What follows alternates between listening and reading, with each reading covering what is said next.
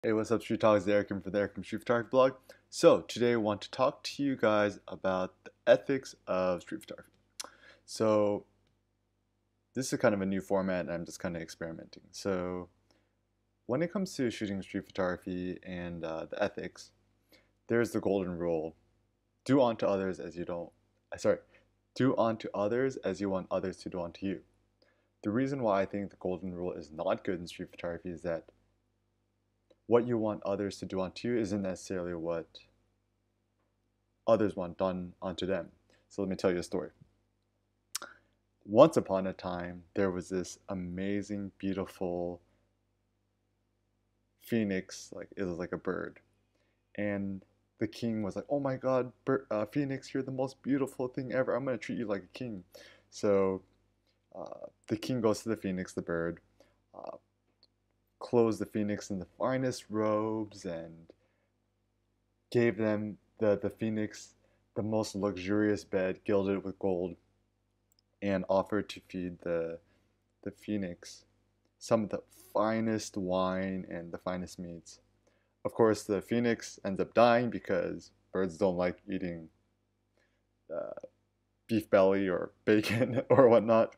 And so this is where the golden rule fails. The king treated the phoenix like the way the king wanted to be treated, but birds obviously do not like to be treated the way humans do. I think a much better philosophy in street photography is what they call the silver rule. So essentially, what the silver rule is: do not do unto others as you do not want others to do unto you. So what that means is, if there's something that someone else does to you that pisses you off, don't do it to other people. So for example, if you yourself don't like to be photographed, then ethically you're not going to feel comfortable photographing other people because you have the assumption that other people don't like to be photographed as well.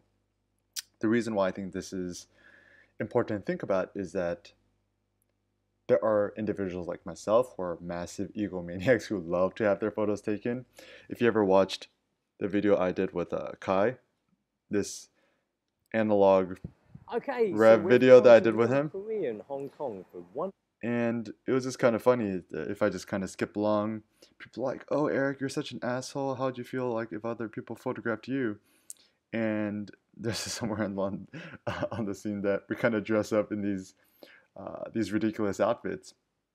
And what I loved about it is it really did, I really was able to discover how it felt like to be on the other side of the camera.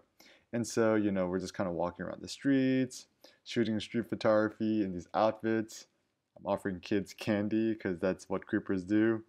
And I'm actually shooting street photographs in this hilarious outfit.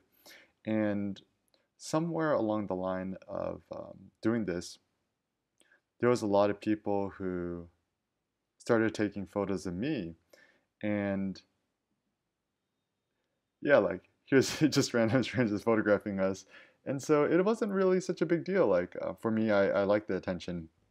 And so kind of know that as a street photographer, you have the opportunity to bring joy and happiness into the lives of other people.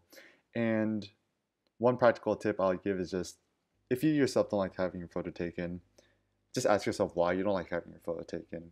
And two ways to also remedy this is, first of all, start out by shooting street portraits and asking for permission. One of the benefits of shooting a street portrait is that you give people the power and the agency to say yes or no. So ethically and morally, you'll probably feel better about yourself. The second thing that I personally do is whenever I photograph people, let's say without permission, not always, but most of the time, I'll try to say hello and hi afterwards. And it just kind of makes me feel more comfortable when I'm shooting street photography. And so, like, even in this video that I did recently here in Hanoi, I'm just kind of walking in the streets, and either, I'll just wave at people and talk to them before I make their photograph, or one thing I'll do is I'll take a bunch of photos without permission, and then afterwards, wave and say hello and offer to have their photo. And kind of the fun thing too is when you're talking to people on the streets, kind of just like talk with them and interact with them and just don't just take one or two photos and just run away, but really try to figure out a way how you can make a interaction so you could see even making these guys laugh and bring up essentially bring a little more joy into their lives. So know that as a street photographer, you could bring a lot of positivity and showing people the LCD screen, and you could even see here that human connection we had is so critical, that the sense of intimacy, him holding my hand, me holding his hand. The more I think about street photography, the more I think it makes me a more connected human being to the rest of society. See this little selfie of me and him in the mirror here.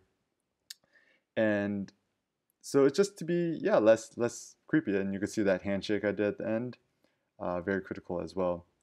And another thing to realize, that if you don't like to be photographed yourself, just ask yourself, why do I not like to be photographed? Because, is it more of a self-image thing? Like, do you not like the way you look? Do you not like the shape of your face, or do you have some self-esteem issues?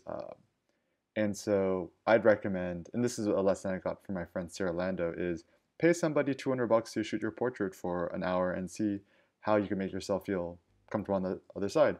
Or if you're an egomaniac like me, just shoot selfies in the mirror and join Street Club. And ultimately, the last thing I just want to share with you is, in terms of the ethics of street photography, know that street photography makes you a better person. It helps you connect with other strangers, it helps you step outside your comfort zone, and helps you bring a little joy into the lives of other people. So as a street photographer, you're doing morally good things. So if you guys are curious to learn more, just go on the Google, search Eric Kim Workshops. So if you want to conquer your fears and meet new peers, check out Eric Kim Workshops. And I have some workshops coming up that will help you build your personal confidence in street photography and also meet other passionate people. Or you could Google Eric Kim Shop. Yep. Go to the Eric Kim Shop, and I'd recommend picking up a copy of Street Notes. It's only $20, and it's a little pocket guide for you to put in the back of your back pocket when you're out shooting the streets. Gives you practical tips and tricks when you're shooting on the streets. So one of the things that I love most about Street Notes is, big ups to Cindy. She did everything for it. She did the product design, printed them in, they're printed in small batches in California.